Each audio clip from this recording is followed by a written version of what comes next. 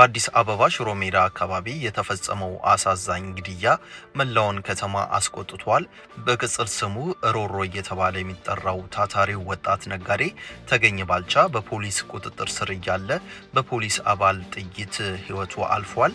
ተገኝ ለጥያቄ ተብሎ ወደ ፖሊስ ጣቢያ እየተወሰደ ባለበት ወቅት ቀደም ሲል ቀሚዞበት ነበር የተባለው ረዳት ሳጅን ማቴዎስ ተመስገን የጣቢያው ደጃፍ ላይ በከፈተበት ተኩስ ሕይወቱ ሊጠፋ ችሏል። የሚገርመው ተገኝ በታሰረበት ወቅት አባቱ መሞታቸው ሲሰማ ቤተሰቡ ለከፋ ሐዘን ተዳርጓል። በትላንትናው ዕለት በቁስቋም ማርያም በተፈጸመው የቀብር ስነ ስርዓት ላይ በመቶዎች የሚቆጠሩ ወጣቶች ፍትህ ለተገኝ በማለት ድምጻቸውን አሰምተዋል። የአዲስ አበባ ፖሊስ ድርጊቱን ኢሰባዊ ሲል ያወገዘው ሲሆን ገዳዩ ፖሊስም በቁጥጥር ስር ውሎ ምርመራ እየተካሄደበት መሆኑን አስታውቋል። የትዳር አጋራቸውና ልጃቸውን በአንድ ሳምንት ያጡት የተገኘ እናት ፍትህ ይደረግልኝ እያሉ ነው። እናንተስ በዚህ አሰቃቂ ድርጊት ላይ ምን ትላላችሁ? ሐሳባችሁን በኮሜንት አጋሩን።